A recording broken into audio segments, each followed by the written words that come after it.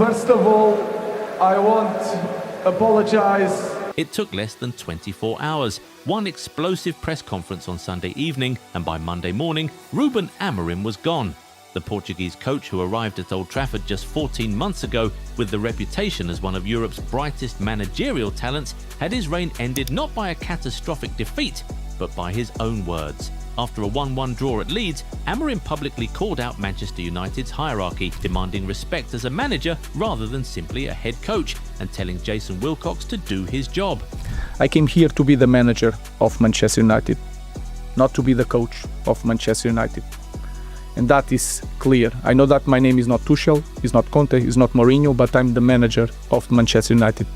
It was a defiant stand that backfired spectacularly, because by the time the sun rose on Monday, United had made their decision. The question everyone's asking is simple: how did it come to this? The answer lies in a series of events that spiraled out of control in the final week of Amorim's tenure, but the seeds were planted much earlier. Behind the carefully managed public statements and tactical discussions, there was a growing rift between Amorim and United's new structure under Ineos. The breaking point came when Amorim met with Director of Football Jason Wilcox at Carrington in early January. What was supposed to be a routine tactical debrief following the disappointing 1-1 draw against bottom-of-the-table Wolves turned into something far more combustible. Sources describe Amorim's response as very negative and emotional when the conversation turned to his beloved 3-4-3 system and the need for tactical evolution. The meeting left some at the club shocked, and Amorim himself was so affected that he pulled out of a scheduled broadcast interview afterward, citing personal reasons. Lisandro Martinez had to step in to cover. Something had clearly snapped. What Wilcox and the United hierarchy wanted to discuss was flexibility. They'd watched Amorim persist with his three-man defence against a Wolves side with just 2 points to their name at the halfway stage of the season, and frustration was mounting. The reality was stark. Manchester United had won just one of their previous 5 games, and despite spending approximately £250 million since his arrival, the team sat 6th in the Premier League with a points per game average of 1.23, the worst of any United manager in the Premier League era. Only 24 wins from 63 matches told the story of a project going nowhere fast. But when Wilcox attempted to address these tactical concerns, Amorim didn't respond with tactical nuance or professional discourse. He exploded. This wasn't about one bad meeting though, it was the culmination of weeks of building tension. The cracks had been showing since Christmas Eve, when Amorim admitted publicly that to play his perfect 3-4-3, we need to spend a lot of money, and that he was starting to understand that is not going to happen. Days later, he spoke about needing to find middle ground between himself and Wilcox. By January 2nd, at his pre-Leeds press conference, the mask had fully slipped. When asked if something had changed regarding the budget or if Wilcox had spoken to him about it, Amorim's response was chilling. "I don't want to talk about that, but you are very smart." The coldness, the visible frustration, the refusal to engage, it was all there. And then came Sunday at Elland Road.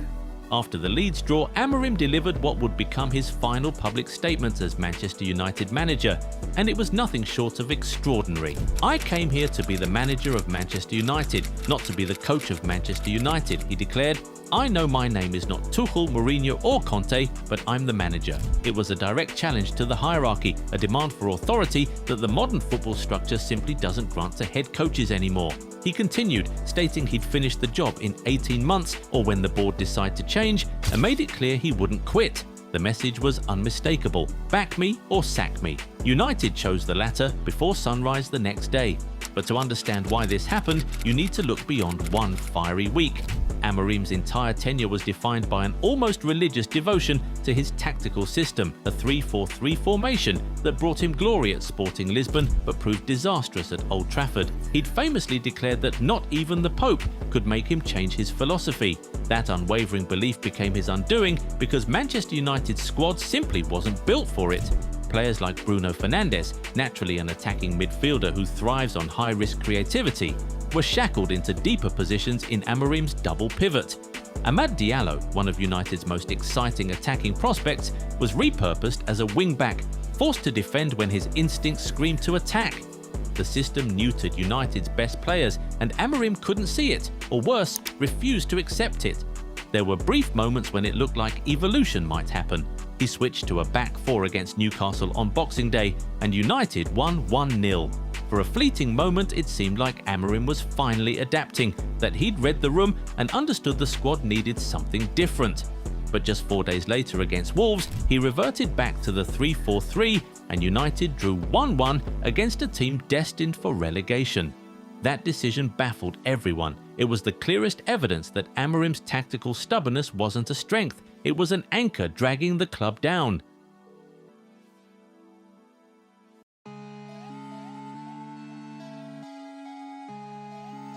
But United's recruitment team opted for Benjamin Sesko instead.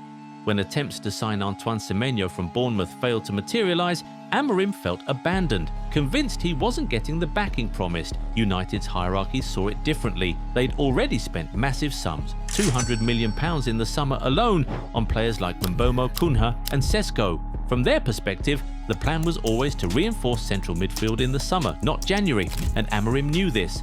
The disagreement wasn't really about transfer strategy, it was about control, about power, about who gets to make the final call. This is where Sir Jim Ratcliffe's Ineos structure becomes crucial to understanding Amorim's demise. When United hired Amorim, they deliberately gave him the title of head coach, not manager.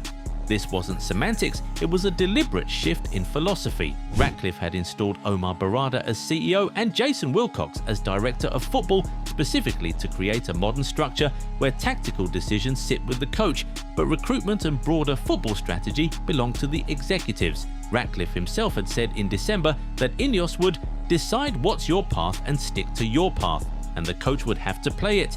Amorim accepting the job meant accepting that structure, yet 14 months later, he was publicly demanding to be recognised as a manager with full control. That was never going to fly. And here's the brutal irony. Amorim's appointment was itself evidence of Ineos's dysfunction. Dan Ashworth, the highly rated sporting director they'd spent months extracting from Newcastle at a cost of over £4 million, had reportedly advocated for other options. English managers like Gareth Southgate or Thomas Frank, or keeping Ruud van Nistelrooy on as interim until summer. Ashworth warned of the difficulties of implementing a rigid formation mid-season. Wilcox had expressed similar reservations, but Barada pushed for Amorim, convinced his charisma and track record would translate. Just 5 months after Amorim's appointment, Ashworth was gone, sacked over what Ratcliffe called a chemistry issue. Now, barely a year later, Amorim has followed him out the door.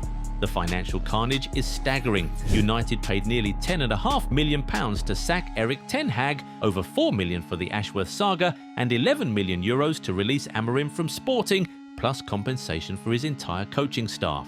Now they're on the hook for his contract through 2027, estimated at around £9 to £10 million. For a club implementing savage cost-cutting measures, sacking 250 staff members, ending free lunches, even removing Sir Alex Ferguson as an ambassador to save £2 million, these managerial mistakes are burning through money at an alarming rate. The statistics paint a damning picture of Amorim's reign. 15 wins from 47 Premier League games, 19 defeats, a win rate of just 38% across all competitions. The longest winning streak was 3 matches. United finished 15th last season with 42 points, their worst ever Premier League finish, and lost the Europa League final to Tottenham.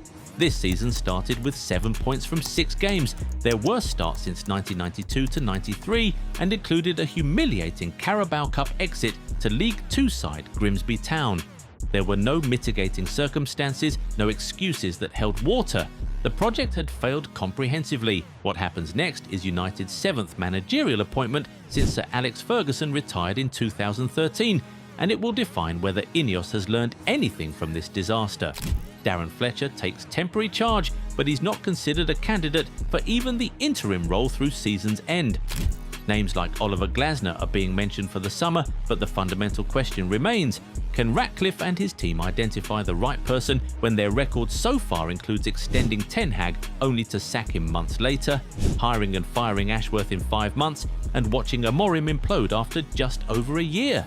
Manchester United are no less dysfunctional now than when Ratcliffe arrived, and Amorim's toxic exit is the latest, loudest proof that the problems at Old Trafford run far deeper than any one manager.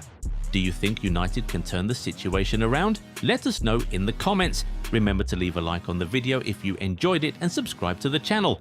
Also, be sure to turn on post notifications so that you never miss out on any new videos. See you next time. Bye.